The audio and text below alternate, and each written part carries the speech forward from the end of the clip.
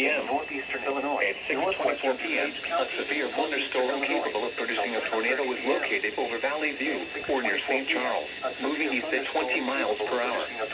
Hazard, tornado. Source, radar indicated rotation. Impact, flying debris will be dangerous to those caught without shelter. Mobile homes will be damaged or destroyed. Damage to roof, windows, and vehicles will occur.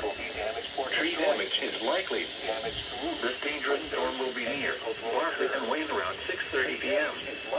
West Chicago and DuPage Airport around 6:35 p.m. Other locations in the path of this tornado include Carroll Stream, Hanover Park, Bloomingdale, Winfield, Glendale Heights, Glen Ellen, Roselle, 6:24 p.m.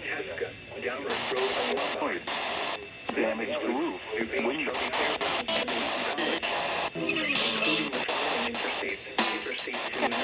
The next mobile homes will be damaged or destroyed. Damage to roof. Interior room on the lower floor of a sturdy building. Damage is likely. Those caught without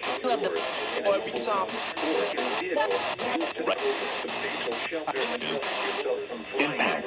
Flying debris will be dangerous to those caught without shelter.